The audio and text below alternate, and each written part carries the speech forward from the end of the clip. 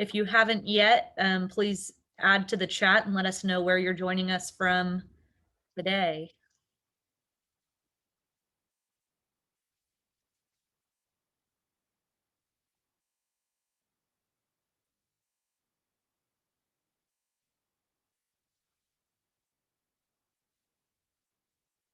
All right, we've got Arizona and Florida and Indiana and New York City.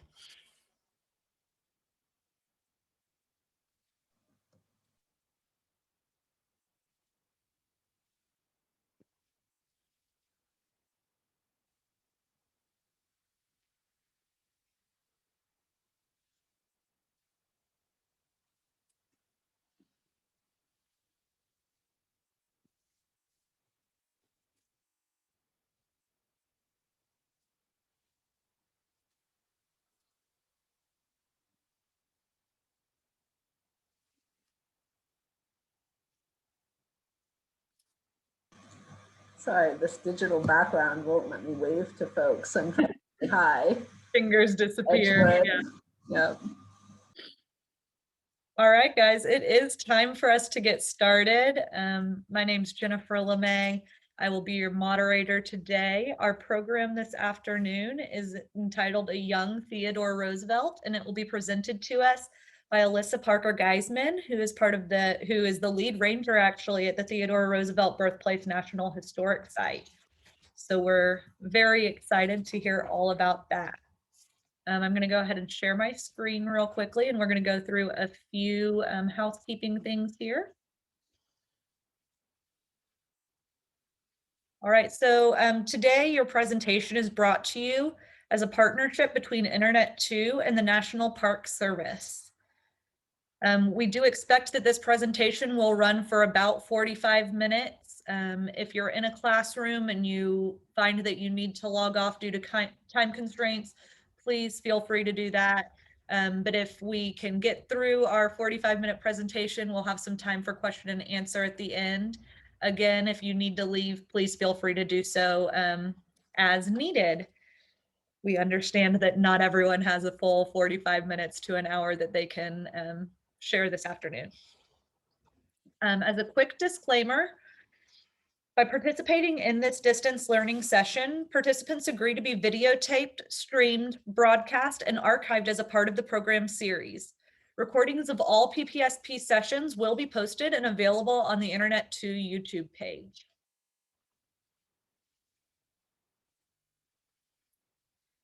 In order to better facilitate presenter and classroom interaction, we want to go over a few expectations. For students who are participating via video, if you have a student in your classroom who would like to answer or respond to a question, please have them come to the front of the room and stand close to the mic so that we can hear them when they respond. For students who are participating via audio only, you can use the raise hand icon to indicate to us that you'd like to answer a question or ask a question of our presenter.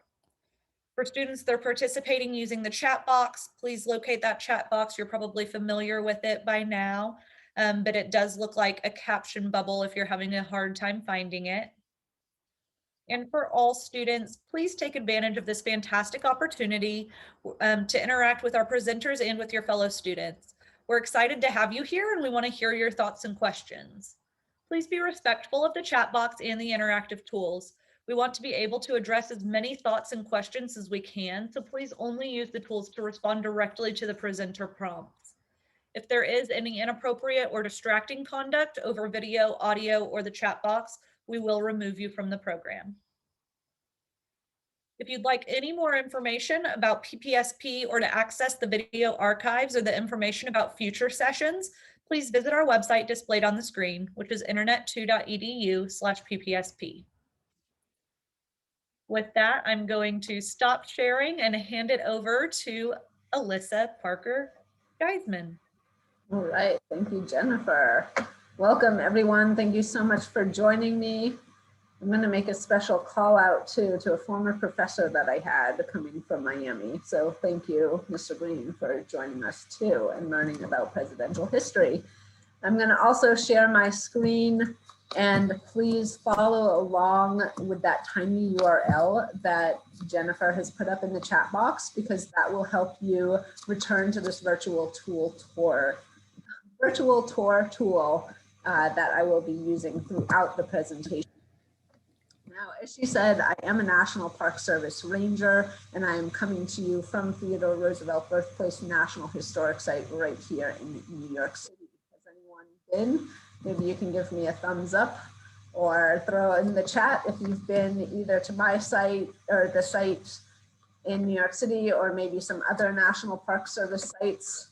And I'll just be following along in chat, because there's a lot of National Park Service sites out there, but no matter which site you go to, the mission that we all hold as rangers is to preserve unimpaired the natural and cultural resources and values of the national park system for the enjoyment, education, inspiration of this and future generations. Now, the National Park Service oversees more than 400 different National Park Service sites. And that includes across the 50 states. So every state has a National Park Service site in it, and also our territories like Guam, Puerto Rico, and US Virgin Islands, which I haven't yet been to a white sand beach out there, but that is a National Park Service site where you will find rangers like me as well. Now, many times when you think about National Park Service sites, a lot of people immediately mentally bring up big open natural spaces like the Grand Canyon, like the picture on the left, or Yellowstone National Park, which was our first national park in this country and in the world. But the National Park Service site also protects history. It protects monuments that tell stories of American history. I'm sure many of you have come across this famous statue that we have here in New York Harbor. Sorry, let me go back. And that's the Statue of Liberty. Maybe some of you have been down to Washington, D.C., to the Capitol to see the Washington Monument or the Martin Luther King Jr. Monuments. And all of these sites have a story to tell. So today we're going to be visiting the site right behind me, which is Theodore Roosevelt Birthplace, to study the childhood and to look at the childhood of the nation's 26th president. Now in New York City, from that map previously, you see that New York City is a very small section of the National Park Service, but nonetheless, we have no less than 9 different National Park Service sites right here in Manhattan. And those Park Service sites really emphasize American history, spanning all the way from colonial history all the way through present day struggles that are continuing. And the site that I work at within this collection of sites that we call the Manhattan sites is this one right here, Theodore Roosevelt Birthplace National Historic Site. And this site, as well as all 420 different National Park Service sites, does anyone know who they belong to? You can go ahead and throw your answers up in the chat. Who do National Park Service sites belong to? Federal government, America, all of us. You're right. So you own Theodore Roosevelt Birthplace. I'm going to encourage you to follow along with it. You own these sites, and I encourage you to do some further learning on our website. This is our website specifically for Theodore Roosevelt Birthplace, nps.gov/THRB, or go ahead and use that teeny URL that Jennifer created so that you can take a virtual tour with your friends and family, whether you live in Maryland or North Carolina or Miami, Florida. Now, to begin today's presentation, I am a ranger who likes to play games and activities. So I want to start off with trying to figure out what you already know about Theodore Roosevelt. I've brought up all of these descriptions of positions that Theodore Roosevelt had throughout his life, and political appointments that he held throughout his political career, except there's one word on the screen that does not describe his political career. So I'd be curious in knowing if you can find out what that word was. What position did he never hold during his life? Any guesses?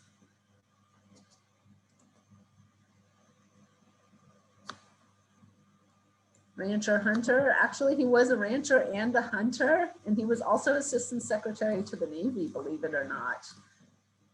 And all of that happened before he was president. Okay, so actually, let me bring it up here. He was never the mayor of New York City. He was governor of New York City, but never mayor. Or excuse me, governor of New York State, never mayor of New York City. So that leaves a lot of accomplishments that he attained during his life, but many times these accomplishments happened during his adulthood life. Here's a typical image of Theodore Roosevelt kind of later on in his life. And that's kind of the image that a lot of people come to the birthplace with, is knowledge about him as an adult man. But today we're going to go back in time, and here's the earliest image we have of Theodore Roosevelt as a 2-year-old standing next to a chair. And we're going to explore his childhood. And hopefully by the end of this presentation, we can see how his childhood influenced some of those later achievements that he held during his adulthood life. And what I'll encourage you to do, whether you are taking this virtual tour with me today or maybe back at home, is consider the question, how can our childhood and upbringing affect our adult lives? And we'll explore this via 5 recreated rooms of Theodore Roosevelt's childhood. So to begin with, let's start off in the front parlor. And this front entryway, this is where you would have entered into the home first, and you would have hung up your items right here on this hall tree for your hats, parasols. And does everyone see that little yellow basin on the hall tree? What do you suppose that might have been used for?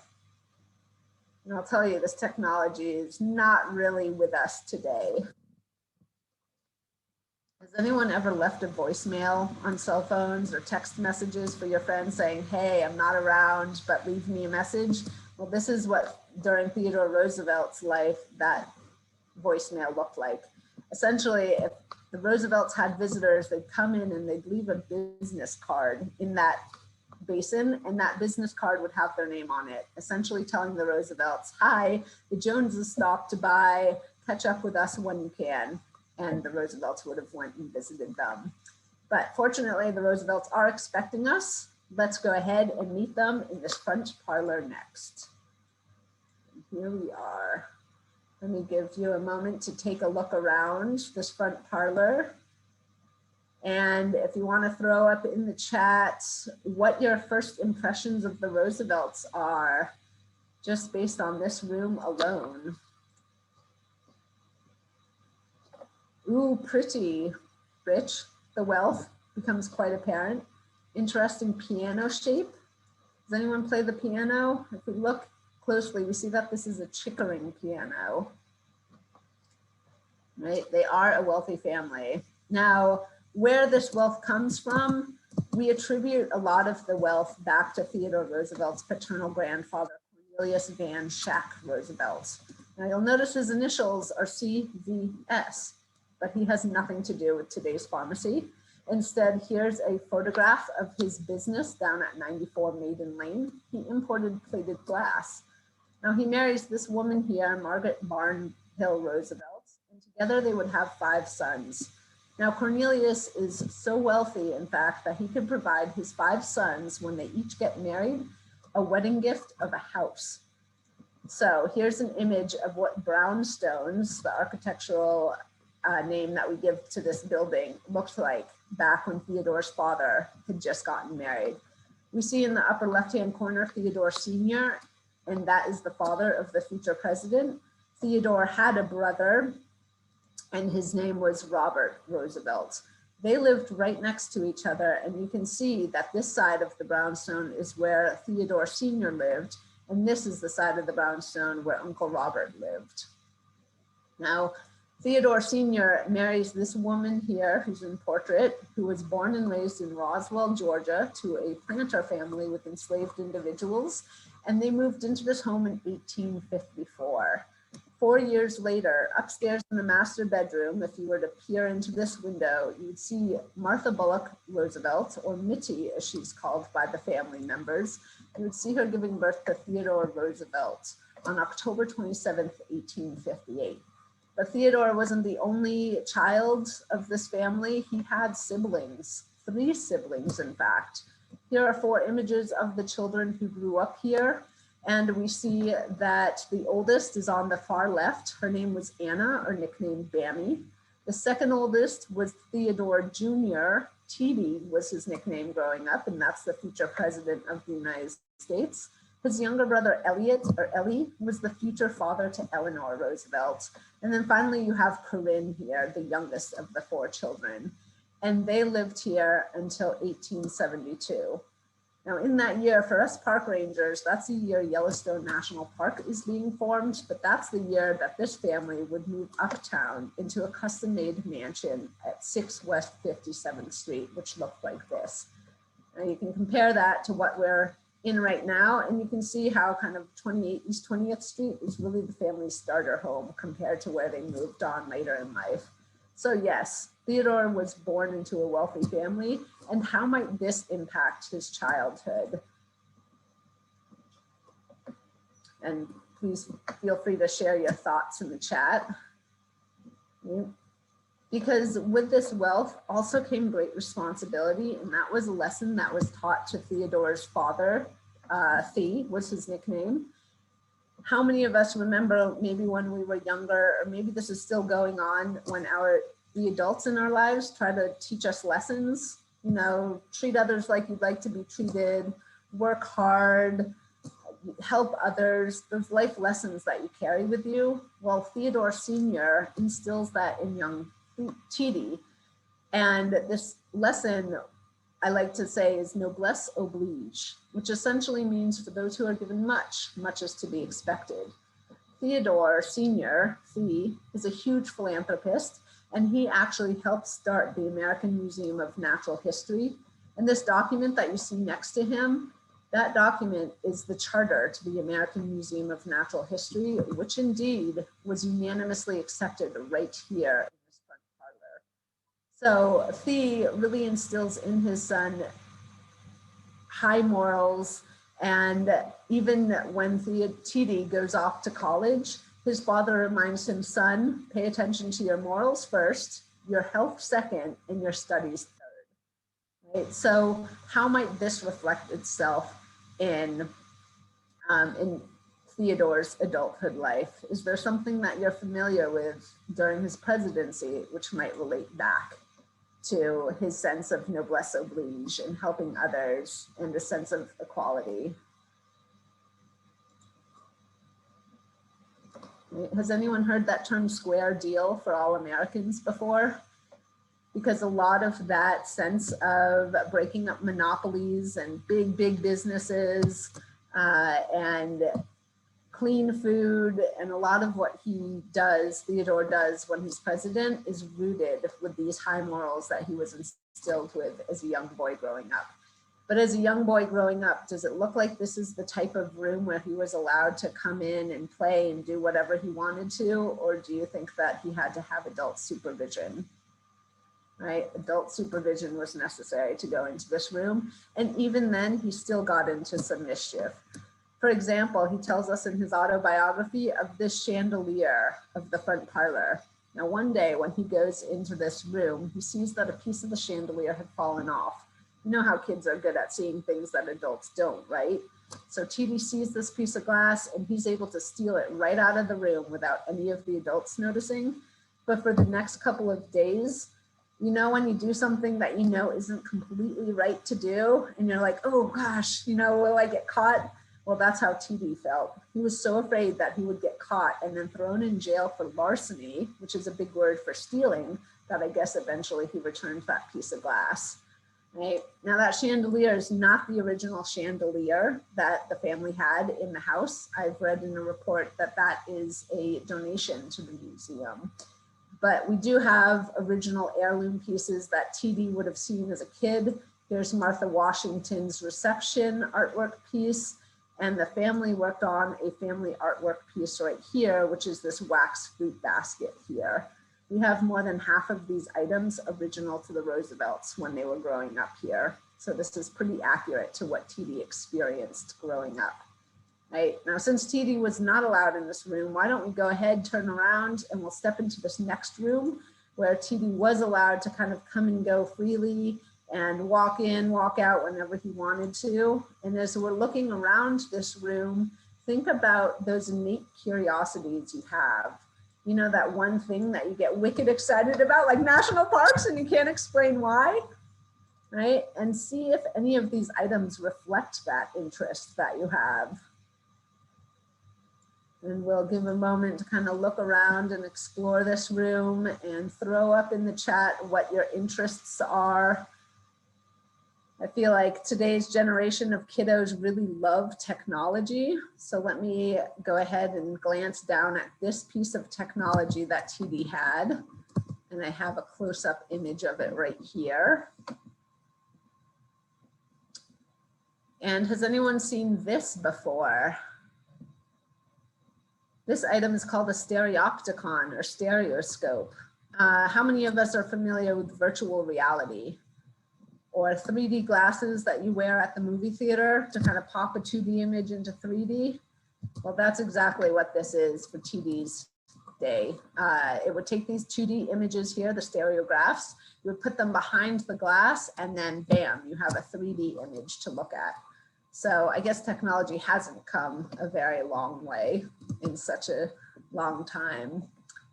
And also in this room, how many of us as kids get to travel? Maybe down the street, down the block. How many of us have gone international? Has anyone yet been to Egypt, perhaps? Because that is where TD went as a kid. These two black obelisks that we see here were souvenirs that the family brought back with them. TD, he was interested in some other souvenirs. So let me go ahead and bring up the souvenirs he brought back from Egypt. TD was a child who was very curious in the outdoors. He chose to take that trip to Egypt more like a scientific expedition than a family vacation. And he brought back with him over 200 species of birds or samples of birds, some of which are still at the American Museum of Natural History today. So if you ever visit that famous museum here in New York City, be sure to look for Theodore Roosevelt's taxidermy. Now, Theodore, he wrote many books. He was an author. And in one of those books, and I quote, he said, "Certainly I can no more explain why I like natural history than why I like California canned peaches. All I can say is that almost as soon as I began to read at all, I began to like to read about the natural history of beasts and birds and the more formidable and interesting reptiles and fishes." Now here on this screen, you do see a cover of the Woods Illustrated Natural History. In the middle of the slide, you see what that book contains, images of not only cobras, but I've seen vampire bats and leopards and jaguars. And TD, of course, was also interested in birds. There's a famous story in his autobiography. He tells of a tale when he was a little boy. He was on his way to market, and while walking down Broadway, he sees a dead seal carcass on the side of the road. Now, if you and I saw that today, we might be like, oh, gross, let's get away from that. That stinks. What the heck is that doing here? But TD was so fascinated with it, he wanted to bring it back to his house, where he was starting a museum of natural history himself in his bedroom. As he recalls, he was able to ascertain the skull, not the whole entire seal carcass, fortunately. So TD was always interested in the outdoors, and how would this reflect itself in his adulthood life? What do we know about Theodore as a president in terms of natural environment? Have you read anything about maybe his conservation or what he does for national parks? I've heard a lot of people come in and say, I love Theodore Roosevelt because he creates the national park system. Well, he certainly does conserve a lot of land, but he doesn't start the national park system. What he does instead in 1906 is sign the Antiquities Act, which is an act that allows presidents with their signature alone to set land aside as national monuments. Have you guys heard of, I need some help with the name of this place. It's a big hole in the ground in Arizona. It's called the Grand Canyon National Park of today was actually created by Theodore Roosevelt back in 1908, I believe, using this Antiquities Act. So today, a lot of our national parks and monuments are because of Theodore Roosevelt's actions as president, but he took these actions not just because It's because he was innately curious in the outdoors, and a lot of that was fostered right here in this room. Now, something else that would impact him during his adulthood life had to do with the conversations he was exposed to as a child growing up. So let's go ahead and let's join him for a family dinner in the dining room. And as we take a look around, feel free to share your impressions of this room or anything that we notice. And now we can notice on these plates, which is actually a gift from Eleanor, that theme of roses. Roosevelt in Dutch means of the field of roses. So not only will you see that pattern of roses there on that set of plates, but you'll also see it on one of the family plates right here as well. Now, how many of us remember being able to get together with friends and family over a bite to eat, whether that's at the school cafeteria, maybe you're catching up with friends and family over holidays, right? Are there certain topics that we like to talk about when we're grabbing a bite to eat with other people? Or let's say topics we don't like to talk about around other people? Politics can be one of those topics. And I know for me as a ranger, due to the Hatch Act, I can't talk about politics with you all. What I can discuss though is historical politics. So let's go back in time. Let's go back to the year 1861. Let's imagine TD, who's 3 years old, going on 4, sitting right here at this table. He's sitting with his 3 other siblings, his 2 parents, and his 2 grandparents who are visiting from about 6 blocks away. And in the year 1861, what is happening here in this country? It was a pivotal moment in American history where we nearly tore ourselves apart. That's right, it was the Civil War. Now, if you recall from earlier, TD's parents, do you think they saw eye to eye with the mother being from Georgia and the father being from New York City? Not exactly, right? Now, Martha Bullock Roosevelt, or Mittie, she had brothers who were fighting in the Confederate Navy. And as such, she could not envision her husband fighting for the Union Army and the interactions of her brothers and her husband. So she asks her husband not to fight in the war, and Theodore Sr. does not fight. He does something else instead, which was a common practice for the day if you had the money to do so. Does anyone know what that was? It was to buy a substitute, essentially paying another man to fight in your place. Now, who was this man, you might ask? That is a good question. Thanks to some documents we have here.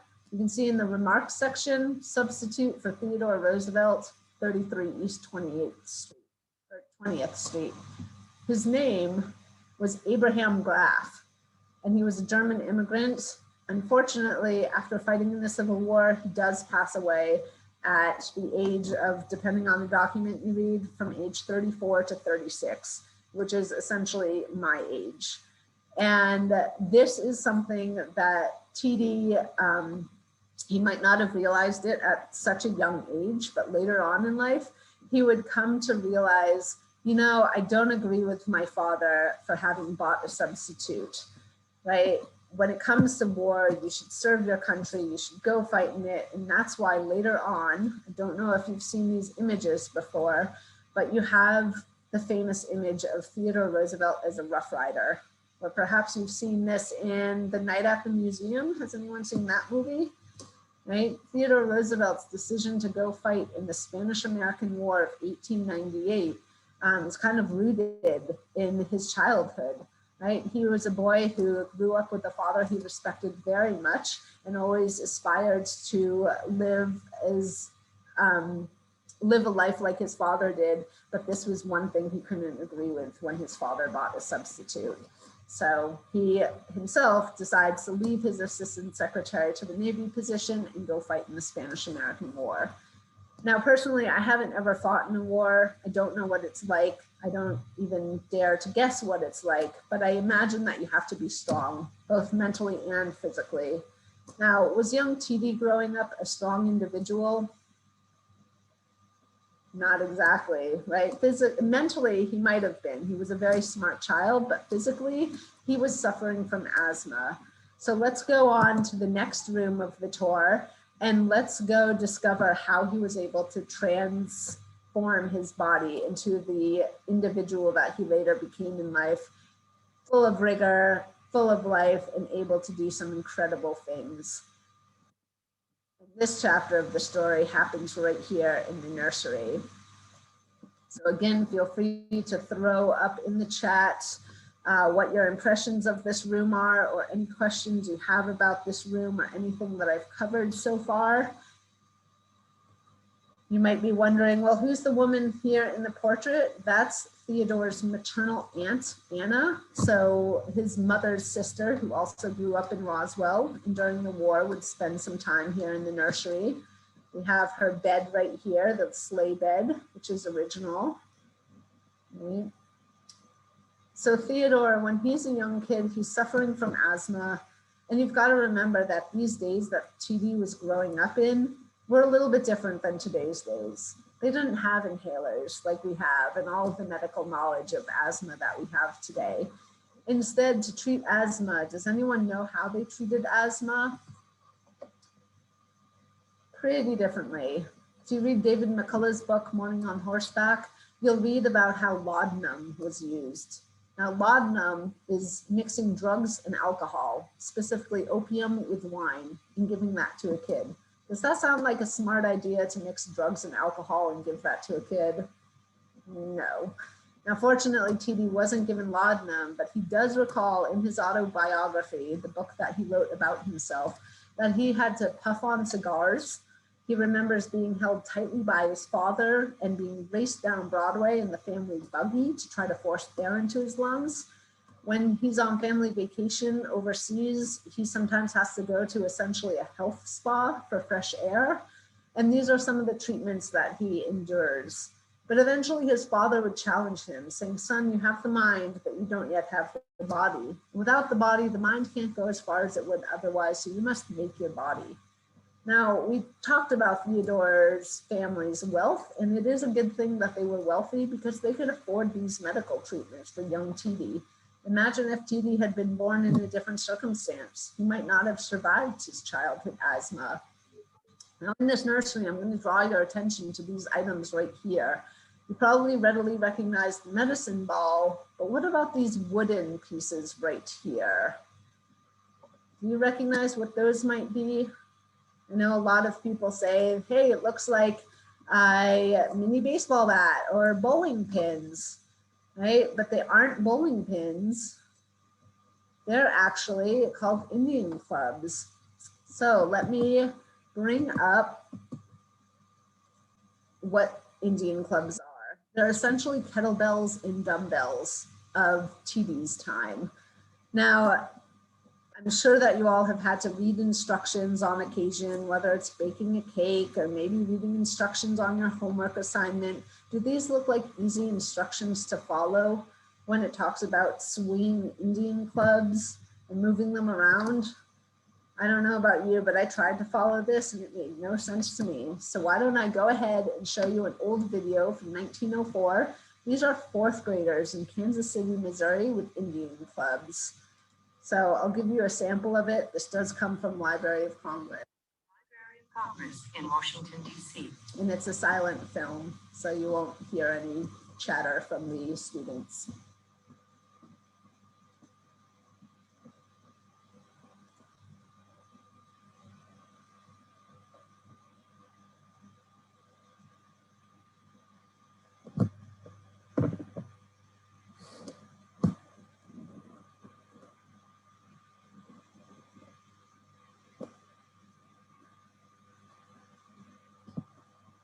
How many of us think that we have enough dexterity to do that without hitting our classmates on the head by accident? I bet this took hours to practice. But that is how TD would have exercised during his day. And eventually he grew up very strong indeed. Here's two images of him as a young child, the sickly child suffering from asthma.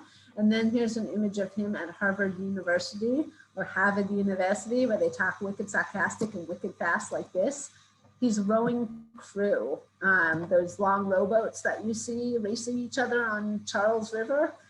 And this man ends up leading such an incredible life, thanks due in part to his father. creating a custom-made gymnasium right there outside of the nursery.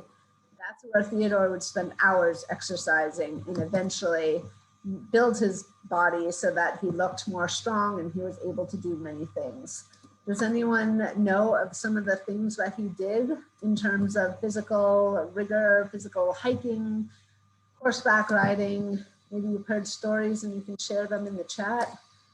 I know for me, I was amazed to read that on his honeymoon after he had married Alice, he went and climbed the Swiss Matterhorn.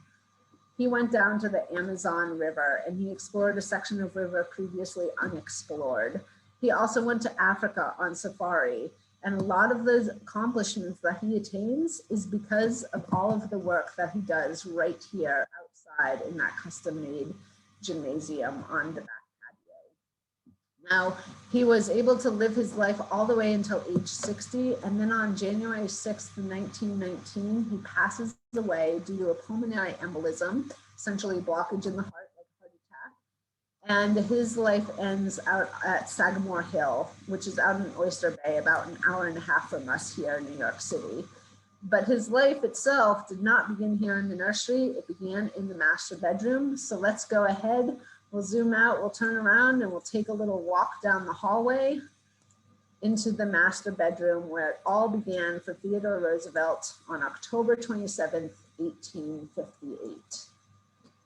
So I'll give you a moment to kind of take in this master bedroom, take in your impressions of it.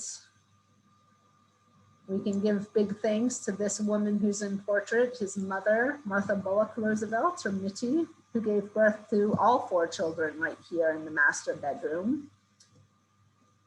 And you might notice all of this fancy custom-made furniture. It's a 5-piece custom-made set of furniture. And I don't know, students these days might be too young for this. I know I have some adults in the group. Have you ever heard of that game show, The Price is Right? It's a game show where you have to guess the price of how expensive this furniture would have cost the family in 1850. So does anyone want to guess how expensive this furniture was? And I'll give you a hint, $1 is not the answer. It's much more expensive than that.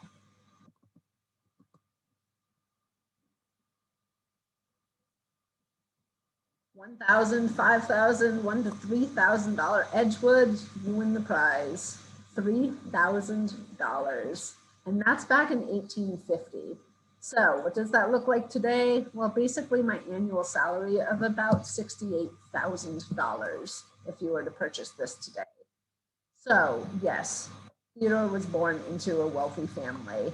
Think about all of the opportunities that provided him with that would later influence him. Now, this room that we're looking at is not the original room where Theodore Roosevelt was born. It's the space where he was born. So what do I mean by that? Well, I hate to break it to you, but this is a recreated birthplace. So what happens? Well, we've got to go back in history. I'd like to introduce you to this woman right here, whose name is Theodate Pope Riddle. She's the first licensed female architect who was friends with Theodore's older sister, Anna. They both lived in Farmington, Connecticut. Now, she is responsible for overseeing the project of recreating Theodore's birthplace. So let's kind of walk through this. Let me again bring up the image of what Theodore's brownstone looked like when Theodore lived there. Remember in 1872, the family from 1871 to 72 is overseas exploring the Egyptian Nile River, Jordan, Israel. And when they come back from that trip, they don't move back into that birthplace. They move into the custom-made mansion up at 6 West 57th Street. Now, meanwhile, this birthplace, they still own it, but they start renting it out for commercial purposes. And that's why you see kind of in the background here, the original brownstones of both Theodore Sr. and his brother Robert, but you see commercial businesses kind of being run out of those brownstones. Now we have a letter from 1894 that tells us that the Roosevelts did sell their property at 28 East 20th Street for about $60,000. And when they do, that brownstone gets torn down and replaced with this 2-story structure right here that we see. Look next door and you'll see Uncle Robert's brownstone still standing, which is quite fortunate because that's the brownstone that Theodore would use as a template off of which to recreate the birthplace. But then it's decided to tear down both of these two properties that we see in the image to the right.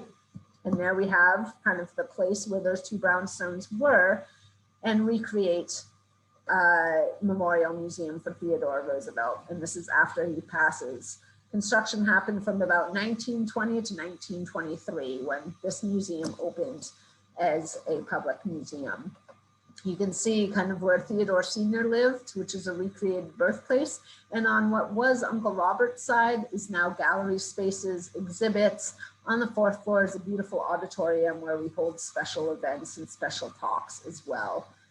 Now, back in the day when Uncle Robert and Theodore Sr. lived here, these two brownstones were disconnected, but now they're connected internally. What was Uncle Robert's side, you see, is exhibit areas. And then on what was Theodore Sr.'s side are the recreated 5 rooms that we've been exploring.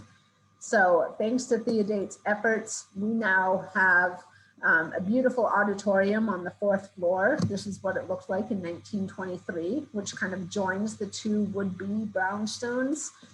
And we can see that not much has changed since 1923 when this museum opened and today.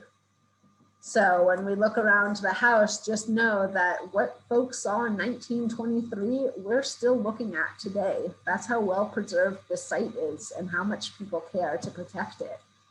What we saw in the master bedroom, people saw exactly the same way in 1923, right? But what folks in 1923 might not have had was the technology that we have today.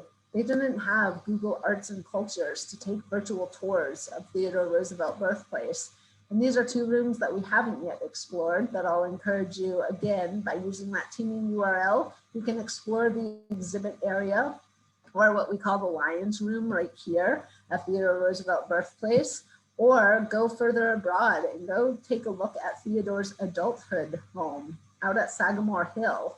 This is his adulthood home, or also called the Summer White House. It can also be found on Google's Arts and Culture, and you can take a virtual tour like we have here to take a look around these rooms and truly discover how Theodore Roosevelt's childhood impacted his adulthood life. So I want to thank you so much for taking this virtual tour. I do encourage you, of course, to come in person when we reopen to the public, because let's admit it, in-person tours are a lot more exciting than virtual tours. But also here's my information so that if you have any further questions that I can't answer right now or during this presentation, definitely reach out. Again, for any schools that are at this presentation, we'd love to give you a virtual tour again, or come visit your classroom with some of our distance learning program offerings. And I think I've left enough time during this presentation to answer some questions. So I'll have Jennifer come and mediate for us. All right, Alyssa, thank you so much for sharing your expertise and for just all the knowledge that you have. Classes, if you do need to go ahead and jump off, feel free to do so. But if you'd like to stick around and ask some questions, see if you can stump Alyssa on anything that you're curious about the childhood of Theodore Roosevelt, she'd love to answer some questions, and we'll be around for a few more minutes to do that for you. Looks like we have a few questions coming in the chat here. Someone wanted to know how growing up in the city, he came to become a person who loved the outdoors so much. Yeah, good question. So if we were to go back to the nursery, let me just kind of try to bring that back if I can.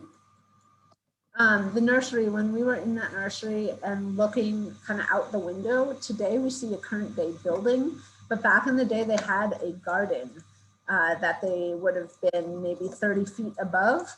And they also would have, let me just share my screen right quick to bring you back to this nursery and what I'm talking about. So they would have been looking out on a garden, which was kind of like a backyard. And off in this direction, which is northeast, they had neighbors, and this was the Goulet family, another very wealthy family who owned a mansion and a big, big backyard that had peacocks and other exotic birds strutting about. So even though Theodore lived in the city, there was opportunity to see nature, interact with nature. Again, as this family was wealthy, they could afford trips abroad, going over to Europe not once, but twice. And 20 East 20th Street, if you bring it up on Google Maps and kind of zoom out, you'll see just to our north by 3 blocks is Madison Square Park, which is like a mini Central Park, very mini Central Park. 6 blocks to our south is Union Square Park. So kind of, I don't know, a quarter of the size of Central Park. And that's where Theodore could watch birds and see squirrels and other nature that was happening, or other natural aspects. So I think that that is something he experienced. And also he took trips out west with his brother on hunting trips. So, you know, again, the wealth and the ability to travel, to go explore the Badlands, for example, which would later lead to him investing in a ranch and kind of buying a ranch and starting a ranch, started right here in New York City. Good question, thank you. We've also had a couple of questions in the chat about the colors of the rooms and how each room has its own individual color. Yes. They're wondering, are those original colors from his time growing up, or were those implemented when it was rebuilt? Yeah, so there is an interesting story about the colors of the room. The way that this house was redecorated, when Theodore Roosevelt passed away, his sisters wanted to start raising money to recreate the birthplace as a memorial museum. And they were also raising funds to buy back heirloom furniture that belonged to the family. Now these girls, remember, they grew up in this house, so they could describe it, kind of like today when I mentally go back to my childhood home, which no longer exists. It was bulldozed a while ago. I could say, oh yeah, I remember in the living room, there was this white couch and, you know, we had these lamps made of this and this. So they were recreated pretty accurately to when the kids were growing up in them. And then over time, for example, the wallpaper that you see behind me, that's from the Burge Company. The Burge Company is no longer in business, so now this wallpaper is basically irreplaceable unless we order custom-made wallpaper that matches exactly what this wallpaper looks like now. So in the 1970s, for example, or maybe even prior to the 1970s, when they had to replace the wallpaper or do some maintenance, they might not have cared to keep it just the same. And so we have a picture of some really different wallpaper, let's say in the front parlor, yellow in color, more floral in pattern.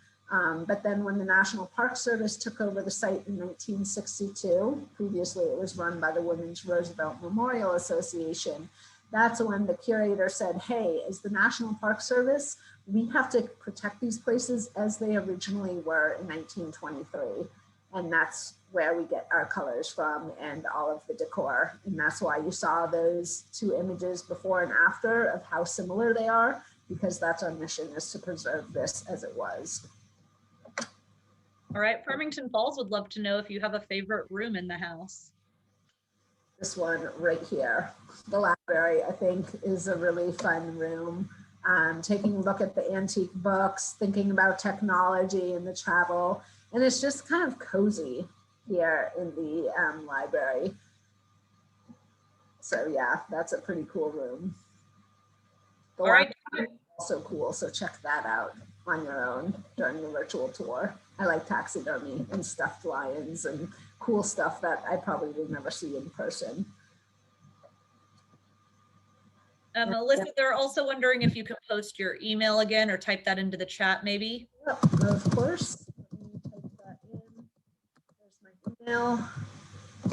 And here is our website that has the virtual tour with a little storyline, so it's a little bit different, but definitely reach out to us at any time. Great, thank you so much. Are there any other questions before we log off? Any other questions or comments? You can type them in the chat, or you can use the raise hand feature and I'll call on you if you'd like to add something else. All right, well, they'd like to know if they can still earn the Junior Ranger badges while the museum is closed. Yes. Online, we have, let me see if I can bring it up, direct you to it. If you go to our website. Oh, Alyssa, let me jump in. It looks like you're sending your messages just to the panelists. Can you make sure that that's to all panelists and attendees? Yes, let me stop share. All panelists and attendees.